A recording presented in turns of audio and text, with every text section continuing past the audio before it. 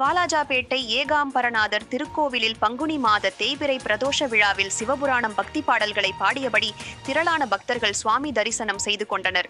ராணிப்பேட்டை மாவட்டம் வாலாஜாபேட்டையில் பழமை வாய்ந்த காசி மன்னர் வழிபட்ட திருத்தலமான அருள்மிகு ஸ்ரீ காமாட்சி சமேத ஏகாம்பரநாதர் திருக்கோவிலில் பங்குனி மாத தேய்பிறை பிரதோஷ விழா வெகு விமர்சையாக நடைபெற்றது.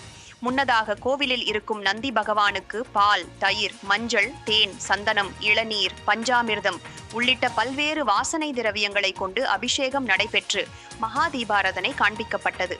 அதனைத் தொடர்ந்து பல்வேறு வகையான பூ மாலைகள் மற்றும் மலர்களால் அலங்கரித்து வைக்கப்பட்டிருந்த பிரதோஷ நாதரை கூடியிருந்த பக்தர்கள் அனைவரும் சிவபூதகண வாத்தியங்களுடன் நமச்சிவாய என பக்தி கோஷங்களை எழுப்பி கோவில் முழுவதும் வலம் வந்து பிரதோஷநாதர் முன்பாக பெண்கள், ஆண்கள் என பலர் சிவபுராணம், தேவாரம் உள்ளிட்ட சிவ பாடல்களை பாடியபடி சிவனை மனதில் நினைத்தவாறு பக்தி பரவசத்துடன் சுவாமியை வழிபட்டு சென்றனர்.